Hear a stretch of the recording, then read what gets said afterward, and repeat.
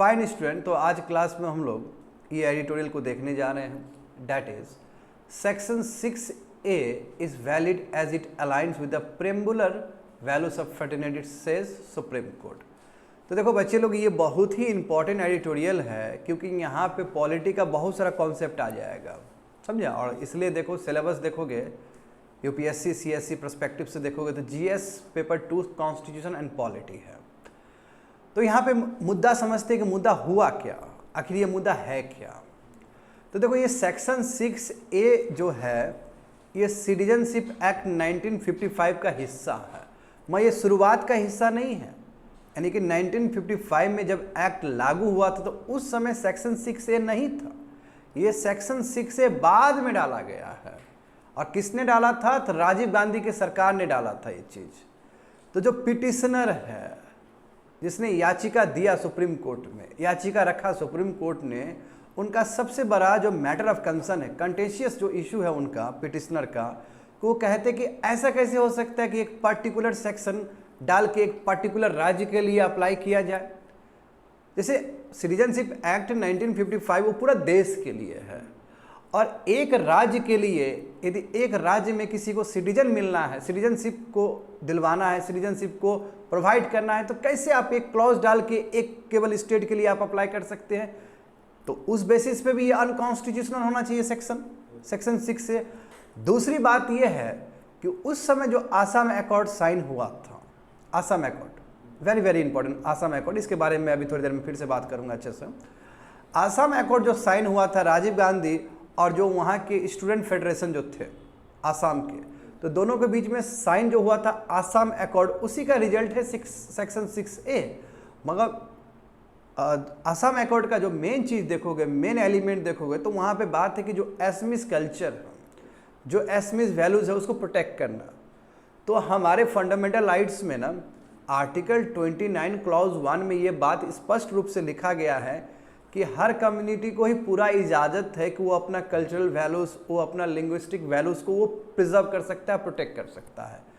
तो पिटिशनर का कंटेंशन ये है कि ये जो सेक्शन 6A जो बाद में डाला गया है सिटीजनशिप एक्ट 1955 में, कहीं ना कहीं ये क्या है, अनकॉन्स्टिट्यूशनल है, इनवैलिड है, इसलिए कि एक राज्य पे पर्टिकुलरली अप्लाई नहीं होना चाहिए, नंबर 1।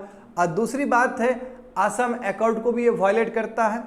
नंबर 3 क्या है कि कहीं ना कहीं ये चीज़ आर्टिकल 29 क्लॉज 1 को भी वायलेट करता है। तो अब यहाँ पे सुप्रीम कोर्ट अपना बहुत बड़ा लैंडमार्क जजमेंट देने जा रहा है 4-1 से, मेजोरिटी से। 5 जज बैठेंगे यहाँ पे क्योंकि ये मैटर कॉन्स्टिट्यूशनल मैटर है, तो कॉन्स्टिट्यूशनल बेंच बनेगा यहाँ पे। तो 5 जज थे और 4-1 से ये फैसला आया है कि नो, भले आप जो बात कर रहे हो आर्टिकल 29 क्लॉज 1 का, ये वायलेट नहीं करता है, उसको ये वायलेट नहीं करता। यदि सेक्शन 6A हम देते हैं, लोगों को नागरिकता का अधिकार देते हैं, तो ये फर्टर्निटी को इम्प्रूव करता है, फर्टर्निटी को एनहांस करता है, जो कि हमारे प्रियम्बल में एक बहुत इंपॉर्टेंट वैल्यूज़ है। क्योंकि फर्टर्निटी के लिए ज़रूरी है कि जो लोग हो वो अलग अलग संप्रदाय से रहे, अलग अलग बैकग्राउंड से रहे। बात समझे ना? तो सुप्रीम कोर्ट ने इसलिए कहा है कि ये ऐसा नहीं है कि आर्टिकल 29 क्लॉज 1 को वायलेट करेगा। इनफैक्ट सिटीजनशिप जो भी दिया गया है, सिटीजनशिप का जो राइट्स दिया गया सेक्शन 6A, वो एक परफेक्ट बैलेंस है एग्जीक्यूटिव की तरफ से, लेजिस्लेटिव की तरफ से, इसलिए ये खारिज नहीं होगा। आपका पिटिशन ही खारिज हो रहा है और आपने ये भी नहीं प्रूव कर पाया कि आखिर कैसे वायलेट हो रहा है, कैसे ये कैसे आर्टिकल 29(1) क्लॉज को ये इम्पैक्ट कर पा रहा है, ये भी आप चीज़ को नहीं दिखा पाए सुप्रीम कोर्ट में। तो ये ओवरऑल आइडिया मैंने बता दिया बच्चे लोग। अब यहाँ पे समझेंगे कि आखिर पिटिशनर ने क्यों सेक्शन 6A को किया, उसके कंटेंशन क्या है, और जो कट ऑफ डेट को लेके जो अभी भी कंट्रोवर्सी होता है, कट ऑफ डेट को लेके। देखो कट ऑफ डेट क्या है बच्चे लोग, फिर से समझना है। भारत आज़ाद हुआ 1947 को, सबको पता है। तो पार्टीशन जो हुआ है तो बहुत ज़्यादा माइग्रेशन है ना, ईस्ट पाकिस्तान, वेस्ट पाकिस्तान, पाकिस्तान 2 हिस्से में है। ईस्ट पाकिस्तान मतलब बांग्लादेश जो अभी का बना है, वेस्ट पाकिस्तान जो कि हम लोग का पंजाब के उस साइड में है, जो कि अभी कहते हो पाकिस्तान है, और इंडिया। तो मास माइग्रेशंस होंगे ना, आएंगे जाएंगे लोग सब। तो ये माइग्रेशंस हुआ बहुत ज़्यादा। तो ठीक है, उसके लिए तो चलो ठीक है, माइग्रेशन होगा। अब माइग्रेशन का मतलब एक ही दिन में नहीं होने जा रहा है, वो 10-20 साल तक होगा माइग्रेशन। और हम जानते हैं कि ऑपरेशन सर्च लाइट जो कि तुम्हारा मार्च 25 1975 को चला था। हाँ, उस वही टाइम है जहाँ पे जद्दोजहद हो रहा है तुम्हारा east Pakistan, Bangladesh versus Pakistani army, दोनों के बीच में फाइट हो रहे हैं। तो जो भी लोग मार्च 25 1975 के बाद 1971 के बाद, मार्च 25 1971 के बाद जो भी लोग भाग के भारत में आए, आसाम साइड आए, वो लोग पार्टीशन का शिकार नहीं है, वो लोग रेफ्यूजी हैं। तो इस तरह हमारे चीफ जस्टिस ने भी मेंशन किया है कि सही है कि जो कट ऑफ डेट दिया गया है कि 24 मार्च 1971 तक वैलिड रहेगा, लोग को सिटीजनशिप मिल जाएगा, वो एकदम करेक्ट है। क्योंकि मार्च 25 1971 को ऑपरेशन सर्च लाइट चलाया गया पाकिस्तान आर्मी के द्वारा, और वहाँ पे बहुत ही क्रश किया गया उस मूवमेंट को, जो कि बांग्लादेश को लिबरेट करने का जो मूवमेंट चला था उसको सप्रेस किया गया। तो इसलिए वो कट ऑफ डेट सही है। समझ गए ना? तो अब हम लोग डिटेल में समझते हैं। मैंने ओवरव्यू दे दिया है बच्चे लोग तुम लोग को। यहाँ पे देखो, तो what is the Assam public works versus union of India case in supreme court. Supreme court में जो ये केस था, इसी केस को कहते हैं Assam public work versus union of India case. देखो ये केस क्या है कि कॉन्स्टिट्यूशनल वैलिडिटी चेक करना, क्या सेक्शन 6A कॉन्स्टिट्यूशनली वैलिड है या नहीं है। हाँ, सेक्शन 6A किसका? सिटीजनशिप एक्ट 1955 को, जो कि बाद में डाला गया। हाँ, आसाम अकॉर्ड करने के बाद डाला गया। आसाम अकॉर्ड किसके बीच में हुआ था? इंडियन गवर्नमेंट, उस समय राजीव गांधी का सरकार था, और जो आसाम मूवमेंट के जो रिप्रेजेंटेटिव थे, जो विद्यार्थी वर्ग जो थे, है ना, ऑल आसाम स्टूडेंट फेडरेशन जो थे, ठीक है, उन दोनों के बीच में समझौता हुआ था। हाँ, तो इसमें आसाम अकॉर्ड का मतलब क्या हुआ बच्चे लोग, कि जो असमीज कल्चर है, जो असमीज वैल्यूज है, उसको प्रोटेक्ट करना। एक तो वो भी प्रोविजंस रहेगा इसके अंदर। एट द सेम टाइम यहाँ पे सिटीजनशिप का ही बात होगा, किस किस जो बांग्लादेश से आए हैं, आसपास से जो आए हैं, कैसे लोग को सिटीजनशिप मिलना चाहिए, क्या उसका कट ऑफ डेट होना चाहिए। तो उसी के लिए सेक्शन 6 से हमने डाला है सिटीजनशिप एक्ट 1955 में। तो यहाँ पे देखोगे सेक्शन 6 से जो लिखा गया, सेकंड लाइन में देखोगे बच्चे लोग, पढ़ोगे ठीक से, जो section 6A deals with a special provision as to citizenship of person covered by the Assam accord. Assam accord के अंदर जो समझौता होगा किसको किसको सिटीजनशिप मिलना चाहिए, वही सेक्शन 6A में रिफ्लेक्ट है, वही सेक्शन 6A में डाला गया है। समझ गए ना? तो हम कह सकते हैं कि सेक्शन 6A रिजल्ट है आसाम अकॉर्ड का।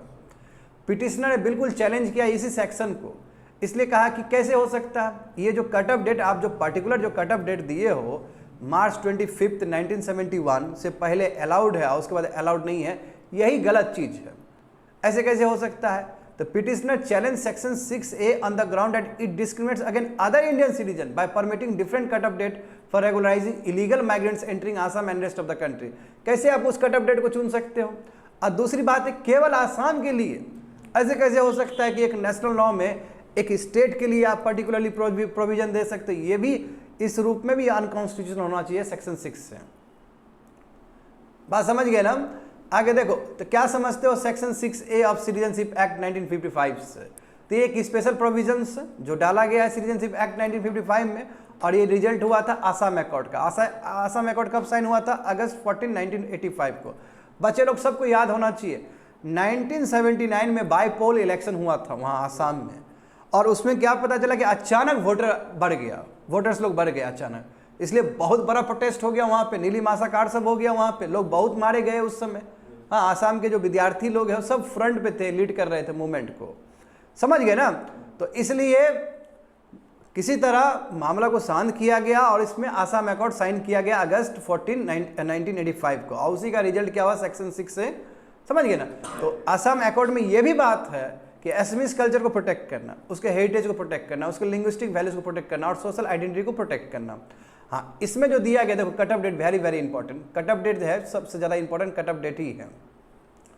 इसमें यह लिखा है कि जो भी इमिग्रेंट जो बाहर से आए हैं, बांग्लादेश से आए हैं, जनवरी 1 1966 से पहले यदि कोई आए हैं, भारत आज़ाद कब हुआ? 1947 तक।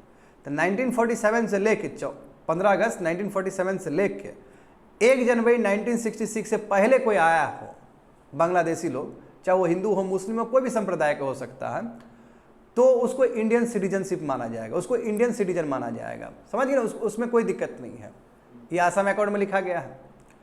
क्योंकि देखो लगता है 15-20 साल लगता है माइग्रेशन में, समझे? तो इसमें कोई दिक्कत नहीं, यानी कि 1 जनवरी 1966 से पहले यदि कोई बांग्लादेश से लोग आए हैं और वो अपना डॉक्यूमेंट्स है उसके पास ये प्रूफ करने के लिए कि यस हम 1 जनवरी 1966 से पहले ही आए हैं, तो उसको इंडियन सिटीजन का ही दर्जा मिलेगा, वो दे आर इंडियन सिटीजन्स। हाँ, दूसरा प्रोविजन देखो कि जो 1 जनवरी 1966 के बाद या उस दिन या उसके बाद और मार्च 25 1971 से पहले यानी कि मार्च 24 1971 तक ये बीच में आए हैं, तो उनको शुरू में फॉरेनर समझा जाएगा बट बाद में फिर इंडियन समझ लिया जाएगा और 10 साल के लिए उसको वोटिंग राइट्स नहीं दिया जाएगा। Getting my point? बात समझ में आया? ये 1 जनवरी 1966 के बाद कोई आया हो, उस दिन या उसके बाद कोई आया हो और 24 मार्च 1971 तक आया हो, 24 मार्च तक, तो उसको सिटीजनशिप मिलेगा, इंडियन सिटीजनशिप मिलेगा, बट वोटिंग राइट 10 साल तक नहीं मिलेगा। तो 10 साल के बाद वो ट्रू इंडियंस बनेगा, ट्रू इंडियन सिटीजनशिप मिलेगा। कहने का मतलब ये 10 साल तक वो फॉरेनर्स ही रहेगा, कहने का मतलब 10 ईयर्स तक वो फॉरेनर्स रहेगा। आफ्टर कंप्लीटिंग 10 ईयर्स वो इंडियन सिटीजन बन जाएगा, जस्ट लाइक बाकी जो लोग रहेंगे आसाम में। मगर किंतु जो मार्च 25 या मार्च 25 1971 के बाद जो लोग आए होंगे बांग्लादेश से, समझे, उसको फॉरेनर्स डिक्लेयर किया जाएगा और वहीं पे एनआरसी का काम होगा, नेशनल रजिस्ट्रार सिटीजनशिप बनेंगे, एक रजिस्ट्रार बनेगा, एक डेटा बनेगा और ये प्रूव होगा या ये डेटा कलेक्ट किया जाएगा कि चलो ये मार्च 25 1971 के बाद आया है, उस दिन आया है, और उसका डेटा तैयार होगा, एनआरसी, इसको एनआरसी कहते हैं हम, जो कि रिसेंट टाइम में हुआ था सुप्रीम कोर्ट के गाइडेंस के अंदर। तो फिर उसको डिपोर्ट किया जाएगा और उसके लिए ट्राइब्यूनल सब बना हुआ है, समझ गए ना? तो इसमें हमें तीनों कट ऑफ डेट याद होना चाहिए ठीक से, और ये बहुत काम आएगा बच्चे लोग जब तुम लोग पॉलिटी का सिटीजनशिप पढ़ोगे चैप्टर, समझ गए ना? वेरी वेरी इंपॉर्टेंट कॉन्सेप्ट है ये सभी चीज़। आगे देखोगे तो 4(1) से जो जजमेंट आया है, यहाँ पे ये बात रखा गया कि सेक्शन 6A जो है वो वैलिड है, वो कॉन्स्टिट्यूशनली अपहेल्ड है, उसमें कोई दिक्कत नहीं है। तो देखो मेजोरिटी जो जजमेंट आया है 4(1) से जो जजमेंट आया है, जो कॉन्स्टिट्यूशनल बेंच का जो जजमेंट आया है, उसने वैलिड करार दिया है कि सेक्शन 6A कोई इनवैलिड नहीं है, कोई अनकॉन्स्टिट्यूशनल, ये कॉन्स्टिट्यूशनल है। ठीक है, जो कॉन्स्टिट्यूशन में जो लॉज है उसके हिसाब से ही बना है, जो कॉन्स्टिट्यूशन में जो भी प्रोविजन है उसके हिसाब से ही बना है। As per the court it is a valid piece of, यानी कि एकदम सही है। क्यों सही है? क्योंकि जो हमारा प्रियम्बल है, शुरुआत का जो पेज है हमारा संविधान का, उसके आइडिया से मैच करता है सेक्शन 6 से। क्यों? क्योंकि वहां पे फ्रेटर्निटी एक बहुत इंपॉर्टेंट वैल्यू है प्रियम्बल में। और फ्रेटर्निटी का मतलब क्या है कि जो लोग आए, सोशल सर्कमस्टेंसेस अलग हो, डिफरेंट बैकग्राउंड्स हो, लोग आए और रहे, दैट इज कॉल्ड फ्रेटर्निटी। तो कहीं ना कहीं फ्रेटर्निटी वाला जो वैल्यू है उसको बढ़ावा देता है सेक्शन 6A। तो प्रियम्बल में हमारे फोर फादर्स का जो आइडियाज, जो विजन, वो दिखता है।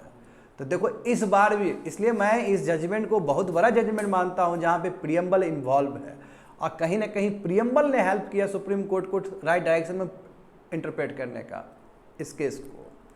क्योंकि प्रियम्बल में फ्रेटर्निटी का बात है, तो इस बार सुप्रीम कोर्ट ने फिर से प्रियम्बल को यूज करके सेक्शन 6A को वैलिड करार दिया है।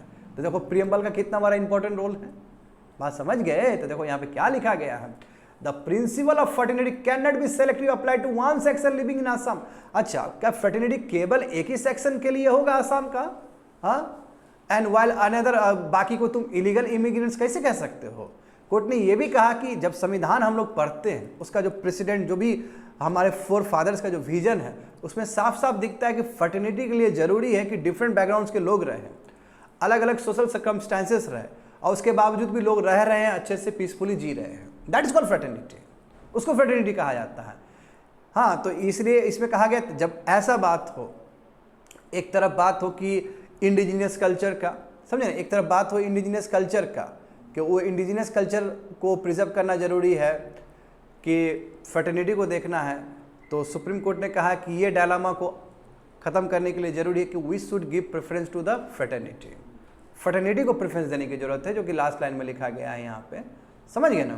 तो फ्रेटर्निटी, जो principle of fraternity always prioritise the section article 29 clause 1। और दूसरी बात है कि सुप्रीम कोर्ट बार बार बोल रहा है कि देखिए आर्टिकल 29 1 क्लॉज वो वायलेट नहीं हो रहा है। आर्टिकल 29 क्लॉज 1 में क्या लिखा गया कि कम्युनिटी को पूरा अधिकार है कि वो अपना लिंग्विस्टिक, कल्चर, है ना, अपना वैल्यूज को मेंटेन करे।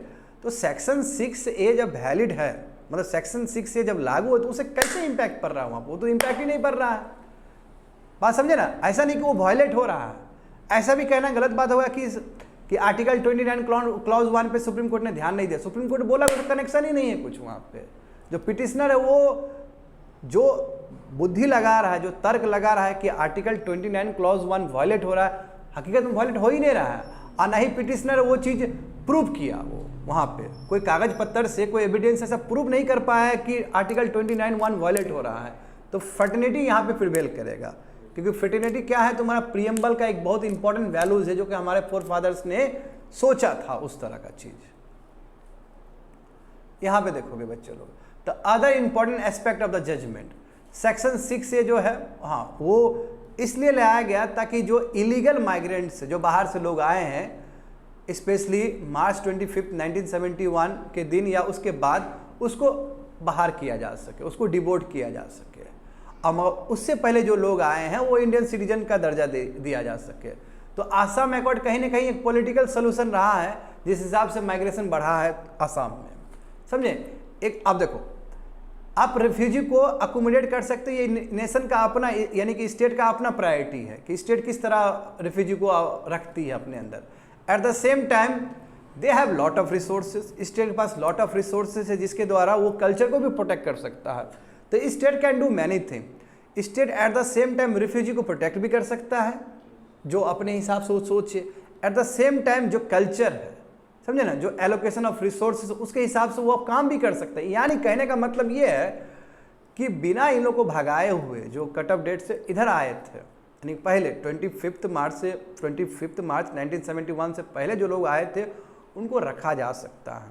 और जो भी रिसोर्सेस है, जो भी संसाधन है स्टेट का, वो संसाधन और स्टेट से जो भी संसाधन रिसोर्सेज से जो लोग मेन वहाँ के जो असमीज लोग उसको प्रोटेक्ट किया जा सकता है, उसको प्रिजर्व किया जा सकता है, उसके कल्चर को बचाया जा सकता है। ये स्टेट का प्रायोरिटी है, समझ गए ना। तो वही चीज़ लिखा गया कि nation can accommodate immigrants and refugee while simultaneously prioritising sustainable development and equitable allocation of resources. The court also noted that जो बांग्लादेश से जो लोग आए कट ऑफ डेट के बाद, वो कहीं ना कहीं आसाम के लिए एक बर्डन तो है। मगर दूसरी बात यह है कि गवर्नमेंट का भी तो फेलियर है। गवर्नमेंट अभी तक ठीक से नहीं कर पाई। 1971 के बाद जो भी इलीगल माइग्रेंट्स लोग आए बांग्लादेश से आसाम में, तो गवर्नमेंट ने अभी तक क्या काम किया। इतना गवर्नमेंट चेंज हुआ मगर गवर्नमेंट ने ठीक से काम ही नहीं किया। कोई ना एनआरसी पे काम हुआ, एनआरसी पे भी रिसेंट टाइम में काम हुआ, 2-3 साल पहले काम हुआ है। तो ये गवर्नमेंट का भी तो फेलियर है, गवर्नमेंट का मशीनरी का बहुत बड़ा फेलियर है, समझ गए ना। हाँ, तो सेक्शन 6 से देखो, कहीं ना कहीं सेक्शन 6 से क्या है, पार्लियामेंट का एक बैलेंसिंग एक्ट है। तो इस चीज़ को गलत नहीं समझा जाए। पार्लियामेंट ने क्या किया, बैलेंस करने का प्रयास किया। सुप्रीम कोर्ट क्या बोला है, देखो, स्टैच्यूटरी मशीनरी, जो भी मशीनरी है स्टेट का, ट्राइब्यूनल्स का काम था कि इलीगल इमिग्रेंट्स को, फॉरेनर्स को आसाम में आइडेंटिफाई करके भेजना, बट टाइम बाउंड मैनर में ये नहीं कर पाया। जबकि सेक्शन 6 से इसी के लिए था तुम्हारा कि किसको किसको सिटीजनशिप मिलना चाहिए, और जिसको जिसको सिटीजन मिलना चाहिए कट ऑफ डेट के साथ मिलना चाहिए। तो वो तो स्टेट का मशीनरी ने किया ही नहीं। और सेक्शन 6 से कहीं ना कहीं एक बहुत ही खूबसूरत बैलेंस है, ह्यूमैनिटेरियन व्यू से भी और प्लस आसाम के ऊपर जो बर्डन था, तो दोनों के हिसाब, यानी कि एक ह्यूमैनिटेरियन अप्रोच से भी बहुत सही है कि लोगों को मिलना चाहिए, और दूसरी बात है कि बर्डन भी नहीं होना चाहिए। तो उसके हिसाब से देखोगे सेक्शन 6 एक परफेक्ट बैलेंस है पार्लियामेंट के द्वारा, समझ गए ना। हाँ, आगे देखोगे बच्चे लोग, तो how did the supreme court justify, supreme court ने कैसे जस्टिफाई किया ये मार्च 25, क्योंकि सबसे बड़ा पिटिशनर का दावा यही था कि ऐसे कैसे एक दिन के बाद कोई इलीगल बन जाएगा, उससे पहले लीगल हो जाएगा माइग्रेंट, ऐसे कैसे हो सकता है। तो हमारे जो चीफ जस्टिस है डॉक्टर चंद्रचूड़, उन्होंने कहा कि देखिए ये कट ऑफ डेट बहुत सही है, मार्च 25, 1971 जो कट ऑफ डेट जो चुना गया है सेक्शन 6A में आसाम एकॉर्ड में, वो सही है। इसलिए सही है क्योंकि इसी दिन बच्चे लोग मार्च 25, 1971 को ही पाकिस्तानी आर्मी ने ऑपरेशन सर्च लाइट चलाया था, ताकि बांग्लादेश में जो मांग उठ रहा था कि बांग्लादेश इंडिपेंडेंट कंट्री बनना चाहिए, तो उसी दिन चलाया है पाकिस्तानी आर्मी ने और क्रश करने का प्रयास किया। यानी कि वहीं से जद्दोजहद शुरू हो जाएगा बांग्लादेश को लिबरेट करने का, बांग्लादेश को फ्रीडम की ओर ले जाने का। और वहीं से जो लोग भागेंगे और इंडिया में शरणार्थी बनेंगे, इंडिया में वो माइग्रेंट्स बनेंगे, इंडिया में आके रहेंगे, इंडिया में रिफ्यूजी बनेंगे। तो अब जो लोग आ रहे हैं बांग्लादेश से भाग के, वो इस प्रोसेस के वजह से आ रहे हैं, इस हरकत के वजह से आ रहे हैं जो कि पाकिस्तानी आर्मी कर रहा है वहाँ पे। तो इसलिए ये पार्टीशन का शिकार नहीं है, ये बांग्लादेश में जो मूवमेंट हो रहा है उसका शिकार है। हाँ, तो ऐसे लोगों को नहीं लेना है, ऐसे लोग को इलीगल इमिग्रेंट्स कहा जाएगा। That is the statement given by our chief justice doctor Chandrachud. समझ गए ना? तो जो इमिग्रेंट जो बांग्लादेश से एंटर करेंगे उससे पहले जो किया तो वो पार्टीशन का शिकार है, क्योंकि हमारा लिबरल पॉलिसी था कि ठीक है आप आराम से जाओ आओ कोई दिक्कत नहीं है। मगर जो कट ऑफ डेट के बाद आए हैं, यानी कि 25 मार्च 1971 के दिन या उसके बाद जो आए हैं वो रेफ्यूजी ऑफ द वार है। वो बांग्लादेश के जो लोग थे वो आए इसलिए क्योंकि वहाँ पे बांग्लादेश में माहौल ख़राब हो गया था। तो 4-1 से यही जजमेंट आया, मेजोरिटी से यही जजमेंट आया बच्चे लोग कि सेक्शन 6 से सिटीजनशिप प्रोविजंस को कहीं वॉयलेट नहीं कर रहा है, ना ही ये आर्टिकल 6 को वॉयलेट कर रहा है, ना ही आर्टिकल 7 को वॉयलेट कर रहा है। समझे? क्योंकि आर्टिकल 6 और 7 में सिटीजनशिप के बारे में बताया गया है। अब यहाँ पे देखोगे तो जो आर्टिकल 29 क्लॉज 1 के ऊपर ही बात था कि यदि सेक्शन 6A को अलाउ करते हैं तो कहीं ना कहीं उधर वायलेशन हो जाएगा। समझे ना? आर्टिकल 29 क्लॉज 1 का वायलेशन हो जाएगा। पहले तो ये समझो आर्टिकल 29 क्लॉज 1 में क्या दिया गया कि हर एक कम्युनिटी को अधिकार है कि वो अपना कल्चर, अपना लैंग्वेज, अपना स्क्रिप्ट को प्रोटेक्ट कर सकता है। मगर सुप्रीम कोर्ट ने कहा कि देखिए सेक्शन 6A वैलिड है और किसी भी ओर से किसी भी रूप से ये आर्टिकल 29 क्लॉज 1 को वायलेट नहीं करता है, और ना ही पिटिशनर ने इतना एविडेंस दे पाया कि इससे साबित हो कि सेक्शन 6 से आर्टिकल 29 क्लॉज 1 को वायलेट करा। अभी भी तो असमीज पीपल अपना कल्चर को प्रोटेक्ट कर ही पा रहे हैं। ऐसा तो नहीं हुआ कि वहाँ के लोग जो मार्च 25 1971 के बाद जो आए हैं या उससे पहले भी जो लोग आए हैं उससे असमीज कल्चर पे वैसा तो इम्पैक्ट पड़ा नहीं। और स्टेट भी तो पूरी तरीके से, स्टेट मशीनरी भी तो पूरी तरीके से है, असमीज कल्चर बचा ही सकता है वो। तो किसी भी तरीके से सेक्शन 6A वायलेट नहीं करता आर्टिकल 29 क्लॉज 1 को। एट द सेम टाइम ये जो सेक्शन 6 है एक बैलेंसिंग एक्ट है पार्लियामेंट का, एक बहुत, और एट द सेम टाइम ये फ्रेटर्निटी वाला जो वैल्यूज है प्रियम्बल का उसको एनहांस करता है, जो कि हमारे फोरफादर्स ने कभी सपना देखा था इंडिया के बारे में कि फ्रेटर्निटी ऑलवेज रिमेन्स टॉप पे रहना चाहिए फ्रेटर्निटी वैल्यूज, वही ब्रदरहुड वैल्यूज रहना। और उसके लिए जरूरी है कि हर तरह के लोग एक साथ रह के मिल के खुशी से आगे बढ़ सके। That's it, completed.